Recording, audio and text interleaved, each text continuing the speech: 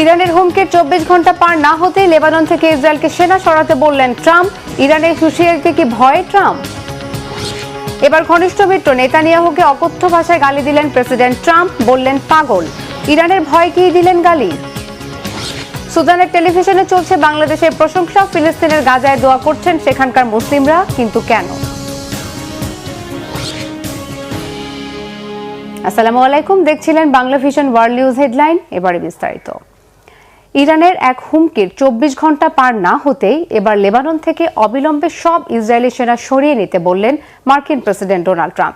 সেখানেই থেমে থাকেননি তিনি, রীতিমতো অকথ্য ভাষায় গালিগালাজ করেছেন নিজের ঘনিষ্ঠ মিত্র ইসরায়েলের প্রধানমন্ত্রী বেনিয়ামিন নেতানিয়াহুকে। লেবাননের উপর ইসরায়েল হামলা বন্ধ না করায় সোমবার রাতে শান্তি আলোচনা স্থগিত ও হরমুজ প্রণালী পুরোপুরি বন্ধের ঘোষণা দিয়েছিল ইরান। আর পরদিন ভোর না হতেই নেতানিয়াহুকে ব্যাপক গালি দিয়ে লেবানন থেকে সরে যেতে বলেন চরম ক্ষিপ্ত মার্কিন প্রেসিডেন্ট। দাবি করেন ইরান আবারও আলোচনায় ফিরছে। ইরানের ভয়ে ট্রাম্প কি পারবেন নেতানিয়াহুকে থামাতে? সানজিদা ইসলাম তন্নির ডেস্ক রিপোর্ট। হরমুজ প্রণালীর বিশাল জলরাশিতে বীরের মতো টহল দিচ্ছে ইরানের বিপ্লবী বাহিনী আইআরজিসির নৌসেনারা। ইরানি বন্দরগুলোর ওপর আমেরিকার অবৈধ অবরোধের মুখেও হরমুজ প্রণালীর নিয়ন্ত্রণ যে এখনও পুরোপুরি ইরানের হাতেই, তারই প্রমাণ দিল দেশটির বিপ্লবী বাহিনী। একদিন আগে সোমবার হরমুজ প্রণালী আবারও পুরোপুরি বন্ধ করে দেওয়ার যে হুঁশিয়ারি দিয়েছে ইরানি কর্মকর্তারা, তা যে কোনো ফাঁকা বুলি নয়, সেটাও শত্রুর চোখে আঙুল দিয়ে দেখিয়ে দিচ্ছে খামেনির দেশ। যুক্তরাষ্ট্র ইরান যুদ্ধবিরতির মধ্যে তেহরানকে নির্ধারিত পরিমাণ টোল দিয়ে আন্তর্জাতিক জাহাজগুলো হরমুজ পাড়ি দেওয়ার অনুমতি পাওয়ায় স্বস্তি ফিরেছিল গোটা বিশ্বে। তবে জলপথটি আবারও পুরোপুরি বন্ধ করার ইরানের হুমকির পর আবারও ব্যাপক অর্থনৈতিক অস্থিরতার শঙ্কা দেখা দিয়েছে। শুধু তাই নয়, হরমুজ প্রণালী পুরোপুরি বন্ধ করার পাশাপাশি শত্রুর সাথে আবারও সরাসরি যুদ্ধে জড়িয়ে পড়ার সতর্কবার্তাও দিয়েছে ইরান। কারণ যুক্তরাষ্ট্রের সাথে সাময়িক যুদ্ধবিরতির প্রস্তাবে লেবানন সহ মধ্যপ্রাচ্যের সব যুদ্ধক্ষেত্রে হামলা বন্ধের যে শর্ত দিয়েছিল ইরান, তা বারবারই ভেঙেছে মার্কিন মিত্র ইসরায়েল। হামলা বন্ধ তো দূরের কথা, যুদ্ধবিরতির ঘোষণা দিয়েও প্রতিনিয়ত লেবানন জুড়ে আগ্রাসনের মাত্রা বাড়িয়েছে ইসরায়েলি সেনারা। ইরানের সামরিক অভিযান চালাতে জোট বাঁধলেও লেবাননে হামলা বন্ধের ইস্যুতে মতবিরোধে জড়িয়েছে আমেরিকা ও ইসরায়েল। ইসরায়েলি প্রধানমন্ত্রী বেনিয়ামিন নেতানিয়াহুকে অবিলম্বে লেবানন থেকে সেনা সরিয়ে নিতে বলেছেন মার্কিন প্রেসিডেন্ট ডোনাল্ড ট্রাম্প। তবে ট্রাম্পের কথাকে পাত্তা না দিয়ে লেবাননে হামলা আরও জোরালো করায় ব্যাপক ক্ষেপেছেন মার্কিন প্রেসিডেন্ট। গাজার ইস্যুর পর এবার লেবানন নিয়েও নেতানিয়াহুকে অকথ্য ভাষায় গালাগালি করেন ট্রাম্প। এমন পরিস্থিতিতে ইরান আবারও আলোচনায় ফিরে এসেছে দাবি করে খুব শিগগিরই একটি চুক্তি হতে পারে বলেও আশা প্রকাশ করেছেন। তবে মার্কিন প্রেসিডেন্টের কথাকে আমলে না নিয়ে লেবাননে অভিযান চালিয়ে যেতে প্রধানমন্ত্রী বেনিয়ামিন নেতানিয়াহুকে আহ্বান জানিয়েছেন দেশটির জাতীয় নিরাপত্তা মন্ত্রী ইতামার বেন গাভির। সামাজিক মাধ্যমের এক পোস্টে নেতানিয়াহুকে উদ্দেশ্য করে বেন গাভির লেখেন, এখনই বন্ধু প্রেসিডেন্ট ট্রাম্পকে না বলার উপযুক্ত সময়। এত কিছুর মাঝেও সংঘাত বন্ধে বুধবার যুক্তরাষ্ট্রের ওয়াশিংটন ডিসিতে আলোচনায় বসতে যাচ্ছে লেবানন ও ইসরায়েলের প্রতিনিধি দল। তবে শেষ পর্যন্ত সে আলোচনা হবে কিনা বা আলোচনা হলেও তা সফল হবে কিনা সেটা নিয়ে অনিশ্চয়তা থেকেই যাচ্ছে। সানজিদা ইসলাম তন্নি, বাংলা ভিশন নিউজ ডেস্ক। এর আগে লেবাননের উপর ইসরায়েলি হামলার বাড়ানোর কারণে ইরান আলোচনা স্থগিতের ঘোষণা দিলে ইসরায়েলের উপর চরম ক্ষিপ্ত হন মার্কিন প্রেসিডেন্ট ডোনাল্ড ট্রাম্প। ফোনে ইসরায়েলের প্রধানমন্ত্রী বেনিয়ামিন নেতানিয়াহুকে অকথ্য ভাষায় গালি দেন। মার্কিন সংবাদ মাধ্যম এক্সিওস জানিয়েছে, ফোন আলাপে প্রেসিডেন্ট ট্রাম্প নেতানিয়াহুকে উন্মাদ বলে গালি দেন। বলেন তিনি না থাকলে নেতানিয়াহুকে জেলে পচে মরতে হতো। শহীদ আরাফাতের ডেস্ক রিপোর্টে বিস্তারিত। লেবাননের সামরিক আগ্রাসন বৃদ্ধির জেরে এবার ইসরায়েলের প্রধানমন্ত্রী বেনিয়ামিন নেতানিয়াহুকে অকথ্য ভাষায় গালাগাল করলেন মার্কিন প্রেসিডেন্ট ডোনাল্ড ট্রাম্প। সোমবার ফোন আলাপের এক পর্যায়ে নেতানিয়াহুকে উন্মাদ বললেন মার্কিন প্রেসিডেন্ট। দুটি সূত্রের বরাতে সংবাদ মাধ্যম এক্সিওসের প্রতিবেদনে এ তথ্য উঠে এসেছে। ইসরায়েলের প্রধানমন্ত্রীর বিরুদ্ধে অকৃতজ্ঞতার অভিযোগও তোলেন প্রেসিডেন্ট ট্রাম্প। ফোনালাপে ইসরায়েলের প্রধানমন্ত্রীকে দুর্নীতির মামলার কথা স্মরণ করিয়ে দেন মার্কিন প্রেসিডেন্ট। বলেন, আমেরিকার মতো দেশের প্রেসিডেন্টের সহযোগিতা না থাকলে নেতানিয়াহুকে এখন জেলে পচে মরতে হতো। সব ধরনের বিপদ থেকে নেতানিয়াহুকে উদ্ধার করে আসছেন তিনি। এক্সিওসের তথ্য মতে ফোনালাপের এক পর্যায়ে নেতানিয়াহুর ওপর ক্ষিপ্ত হয়ে ওঠেন ট্রাম্প। ধমক দিয়ে বলেন, লেবাননে সে করছেটা কি? গাজা ও লেবাননে হামলার তীব্রতা বাড়ানোর কারণে নেতানিয়াহুকে সবাই ঘৃণা করছে, আর এ কারণে বর্তমানে ইসরায়েলকেও সবাই ঘৃণা করতে শুরু করেছে। ফোনালাপে এ বিষয়টিও তুলে ধরেন মার্কিন প্রেসিডেন্ট। সাম্প্রতিক সময়ে ট্রাম্পের মনে হয়েছে নেতানিয়াহু মাত্রাতিরিক্ত ও অহেতুক আগ্রাসন দেখাচ্ছেন। মার্কিন কর্মকর্তাদের বরাতে এক্সিওসের প্রতিবেদনে এসব তথ্য উঠে আসে। লেবাননে আগ্রাসন বাড়ানোর ফলে ইরানের সঙ্গে ট্রাম্পের আলোচনা ভেস্তে যেতে পারে, আর এ কারণেই উদ্বিগ্ন প্রেসিডেন্ট ট্রাম্প। আমেরিকার প্রেসিডেন্ট ও নেতানিয়াহুর সম্পর্ক দীর্ঘদিনের। ইরান সহ বিভিন্ন গুরুত্বপূর্ণ ইস্যুতে তারা একসঙ্গে কাজ করলেও অতীতে বেশ কয়েকটি কঠিন ফোনালাপ হয়েছে। চলতি বছরে দুজনের মধ্যে আরও একটি উত্তপ্ত ফোনালাপ ও কথা কাটাকাটি হয়। শহীদ আরাফাত, বাংলাভিশন নিউজ ডেস্ক। সুদানের টেলিভিশনে এখন চলছে বাংলাদেশ বন্দনা, আর যুদ্ধ বিধ্বস্ত গাজায় বাংলাদেশিদের জন্য উঠছে দোয়ার হাত।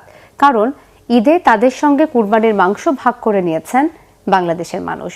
বাংলাদেশের একটি স্বেচ্ছাসেবী সংস্থার উদ্যোগে গাজা, সুদান ও দেশের অসহায় মানুষের কাছে পৌঁছে দেওয়া হয়েছে কুরবানির মাংস, যা এনে দিয়েছে ঈদের আনন্দের এক ভিন্ন মাত্রা। আরো জানাচ্ছেন কেফায়েত শাকিল। সুদানের টেলিভিশনে চলছে বাংলাদেশ বন্দনা, কারণ ঈদুল আজহায় বাংলাদেশিদের পক্ষ থেকে কুরবানির মাংস পেয়েছে গৃহযুদ্ধের কারণে দুর্ভিক্ষ কবলিত এই দেশের ক্ষুধার্ত মানুষ। এদিকে বাংলাদেশিদের পাঠানো মাংস পেয়ে সন্তোষ প্রকাশ ও দোয়া করছেন ইসরায়েলি আগ্রাসনের শিকার ফিলিস্তিনের গাজার মুসলমানরাও।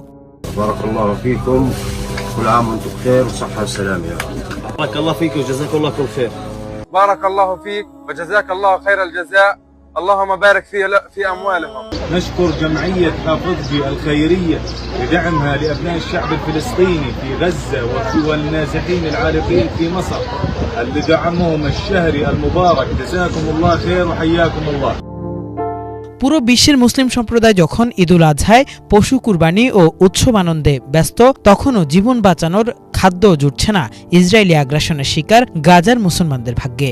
অপরদিকে দীর্ঘ সময় ধরে চলা গৃহযুদ্ধের কারণে ভয়াবহ দুর্ভিক্ষের কবলে পড়েছে আরেক মুসলিম দেশ সুদান।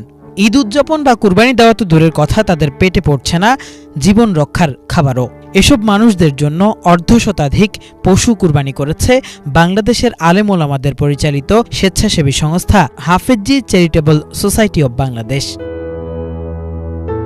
সংস্থাটি জানিয়েছে, সুদানের মূল ভূখণ্ডের পাশাপাশি মিশরের শরণার্থী শিবিরে আশ্রয় নেওয়া সুদান ও গাজার মানুষদের জন্য উট, গরু, ছাগল, দুম্বা সহ অর্ধশতাধিক পশু কুরবানি করেছে তারা। তবে গাজায় সরাসরি পশু কুরবানির সুযোগ না পাওয়ায় সেখানকার মুসলমানদের জন্য পাঠানো হয়েছে প্রায় 600 কেজি কুরবানির গোশত, যা তাদের স্থানীয় স্বেচ্ছাসেবকরা পৌঁছে দিচ্ছেন অভুক্ত মানুষদের ঘরে ঘরে।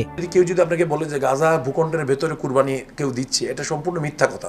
কারণ আপনি আপনি গত সপ্তাহে যদি আল জাজিরা রিপোর্ট দেখেন, আল জাজিরা আগে কিন্তু আমরা নিজেরাই বলেছি, কেন যেহেতু আমাদের টিম ওখানে কাজ করছে, ওখানে এক একটা পশুর দাম $5,000 ছাড়িয়ে গেছে, যেখানে আপনার 200-250 গ্রাম গোস্তের দাম $100-200। এখানে কেউ যদি বলে যে আমি দুম্বা কুরবানি দিয়েছি বা ওইগুলো কুরবানি দিয়েছি, সেটা একটা ডাহা মিথ্যা কথা। আমরা যেটা করেছি সেটা হলো গাজায় মানে এই যে সিকোয়েন্সটা তৈরি হয়েছে, তার মাস 2-3 আগের থেকে আমরা জানি যে কুরবানি আসতেছে বা কুরবানি এরকম একটা প্রজেক্টের আমরা করব। তো তার জন্য আমরা আগের থেকে আমরা অনেক গোস্ত আমরা ফ্রোজেন করছি আর কি, যেখানে যে পাইছি আমরা সেগুলো ফ্রোজেন করছি। ফ্রোজেন করে আমরা এই ঈদে আমরা 15 মণ গোস্ত সেখানে আমরা বিতরণ করতেছি আলহামদুলিল্লাহ।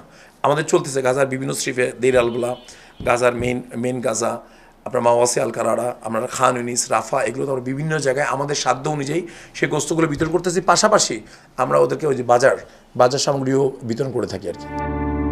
এত বড় আয়োজনের অর্থের যোগান কিভাবে হয়েছে জানতে চাইলে সংস্থাটির মহাপরিচালক বলছেন, ইউরোপ আমেরিকায় বসবাসকারী অনেক মুসলমান নিজের কুরবানির বরাদ্দের টাকা তুলে দিয়েছেন সংস্থাটির হাতে। এভাবেই দেশ ও দেশের বাইরের মুসলমানদের পাঠানো দান অনুদানের টাকাই করা হয়েছে এসব কুরবানি। এখানে ওলামা একরামগণের পাশাপাশি অনেক জেনারেল শিক্ষিত অনেক অধ্যাপক, ডক্টর, ইঞ্জিনিয়ার, ব্যারিস্টার, অ্যাডভোকেট, তারাও আমাদের সাথে যুক্ত হয়েছে এবং এখান থেকে সব ঘটনা মানে আলেমদের ঘরানার থেকে হোক আর জেনারেল শিক্ষকদের ঘরানার থেকে হোক, সব জায়গা থেকে আমরা একটা ডোনেশন পাচ্ছি। আমরা এখান থেকে ট্রাভেল পাসের মাধ্যমে, ট্রাভেল ডকুমেন্টেশনের মাধ্যমে আমরা সেই সহযোগিতা ওখানে পাঠাই। সেই অর্থটা আমাদের যে মিশরে যে আমাদের গ্রুপ আছে তাদের হাতে দেন, এবং সেখান থেকে আমাদের ফিলিস্তিন ভূখণ্ডের মধ্যে আমাদের টিমের মাধ্যমে সেখানে চলে যায়। আমেরিকা, ইংল্যান্ড, অস্ট্রেলিয়া, কানাডার অনেক বাঙালিরা আছেন যারা বড় বড় ব্যবসায়ীরা, তারা সরাসরি মিশরে এসে, যেহেতু আমরা তাদেরকে বলি যে এখানে যদি আপনারা আবার টাকা পাঠান, সেই টাকাগুলো আবার লিগ্যাল প্রসেসে আমাদের পাঠাতে অনেক সময় সাপেক্ষ ব্যাপার, তো তাদেরকে আমরা বলি যে সরাসরি আপনারা মিশরে আপনারা সেই টাকাগুলো পাঠান। এছাড়াও মিশরে আমাদের যে ফিলিস্তিনি টিমের অনেক টিম মেম্বার্সরা আছেন, তাদের কিন্তু ওখানে ব্যাংক অ্যাকাউন্ট আছে। তো আমরা আমাদের যে অনেকেই আমাদের বিদেশে যারা সুবানের যারা আছেন তাদেরকে বলি যে সেই সেই ব্যাংক অ্যাকাউন্টে টাকাগুলো পাঠিয়ে দিতে। শুধু গাজা সুদান নয়, দেশের বিভিন্ন স্থানেও মুসলিম, এতিম, প্রতিবন্ধী সহ পিছিয়ে পড়া জনগোষ্ঠীর জন্য পশু কুরবানি করে ঘরে ঘরে মাংস পৌঁছে দেওয়া হয়েছে বলে জানান সংস্থাটির এই কর্মকর্তা। বাংলাদেশের পতাকা আমরা যে গাজা ভূখণ্ডের মধ্যে তুলে ধরতেছি, এটা তো অনেক বড় পাওয়া আমাদেরকে। কিফায়েত শাকিল, বাংলা ভিশন, ঢাকা। ভারতের পশ্চিমবঙ্গের রাজনৈতিক ইতিহাসে এক নতুন অধ্যায়ের সূচনা হয়েছে। অর্ধ শতাব্দীরও বেশি সময় পর এই প্রথম কট্টর হিন্দুত্ববাদী দল বিজেপি নেতৃত্বাধীন রাজ্যটির মন্ত্রিসভায় নেই কোনো মুসলিম প্রতিনিধি। ৪১ সদস্যের নতুন মন্ত্রিসভার সবাই হিন্দু হওয়ায় রাজনৈতিক মহলে শুরু হয়েছে ব্যাপক আলোচনা। হিজল জুবারের ডেস্ক রিপোর্ট। একসময় যে রাজ্যের রাজনীতিতে মুসলিম প্রতিনিধিত্ব ছিল প্রায় অবিচ্ছেদ্য বাস্তবতা, সেই পশ্চিমবঙ্গে এবার দেখা গেল এক অভূতপূর্ব দৃশ্য। অর্ধ শতাব্দীরও বেশি সময় পর রাজ্যের মন্ত্রিসভা গঠিত হলো কোনো মুসলিম সদস্য ছাড়াই। রাজনৈতিক পর্যবেক্ষকদের মতে এটি শুধু মন্ত্রিসভার পরিবর্তন নয়, বরং রাজ্যের রাজনৈতিক চরিত্র বদলেরও একটি বড় ইঙ্গিত। ১ জুন নতুন সরকারে ৩৫ জন মন্ত্রী শপথ নেওয়ার পর মুখ্যমন্ত্রী শুভেন্দু অধিকারীর নেতৃত্বাধীন মন্ত্রিসভার সদস্য সংখ্যা দাঁড়িয়েছে ৪১ জনে। এই ৪১ জনের মধ্যে একজনও মুসলিম নন। ব্যাপক আলোচনার জন্ম দিয়েছে এই ঘটনা। ভারতীয় সংবাদ মাধ্যম টেলিগ্রাফ ইন্ডিয়ার প্রতিবেদনে বলা হয়েছে, রাজ্যের ক্ষমতাসীন বিজেপি নির্বাচনে কোনো মুসলিম প্রার্থীকে মনোনয়নই দেয়নি। নির্বাচনের আগে দলের কয়েক শীর্ষ নেতার বক্তব্য আলোচনায় এসেছিল। তারা প্রকাশ্যে বলেছিলেন সংখ্যালঘু ভোট তাদের প্রয়োজন নেই। নির্বাচনের ফল এবং মন্ত্রিসভার চূড়ান্ত রূপ সেই রাজনৈতিক অবস্থানেরই প্রতিফলন বলে মনে করছেন সবাই। তবে ভারতীয় সংবিধান অনুযায়ী কোনো ব্যক্তি বিধায়ক না হলেও মন্ত্রিসভায় অন্তর্ভুক্ত হতে পারেন। সেই হিসেবে বিজেপি চাইলেই মন্ত্রিসভায় মুসলিম কাউকে অন্তর্ভুক্ত করতে পারত, কিন্তু তারা সে পথে হাঁটেনি। এ অবস্থায় রাজ্যের সংখ্যালঘু বিষয়ক দপ্তরের দায়িত্ব একজন অমুসলিম মন্ত্রীর হাতে যাওয়ার বাস্তবতা তৈরি হয়েছে, কারণ নতুন মন্ত্রিসভার প্রত্যেক সদস্যই হিন্দু সম্প্রদায়ের। পশ্চিমবঙ্গের জনসংখ্যার একটি বড় অংশ মুসলিম।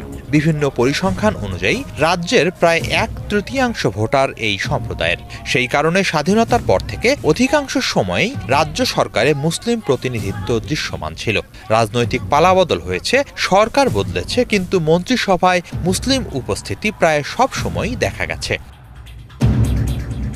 কলকাতার রাজনৈতিক বিশ্লেষক ও রাষ্ট্রবিজ্ঞানী শুভময় মৈত্রের মতে, দেশভাগ পরবর্তী অস্থির সময়ের কিছু ব্যতিক্রম ছাড়া পশ্চিমবঙ্গের পূর্ণাঙ্গ সরকারগুলোতে মুসলিম প্রতিনিধিত্ব বজায় ছিল। তিনি জানান, অন্তত ১৯৭২ সাল থেকে প্রতিটি সরকারেই গুরুত্বপূর্ণ মুসলিম মন্ত্রী ছিলেন। কংগ্রেস, বামফ্রন্ট কিংবা তৃণমূল সব রাজনৈতিক আমলেই সেই ধারাবাহিকতা দেখা গেছে।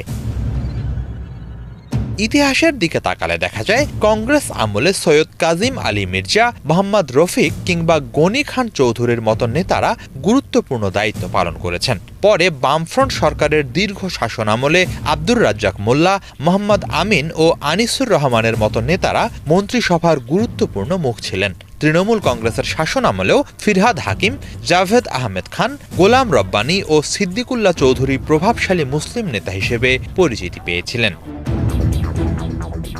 এদিকে পশ্চিমবঙ্গের নতুন মন্ত্রিসভায় কেবল মুসলিম প্রতিনিধি না থাকা নয়, নারী প্রতিনিধিত্ব নিয়েও প্রশ্ন উঠছে।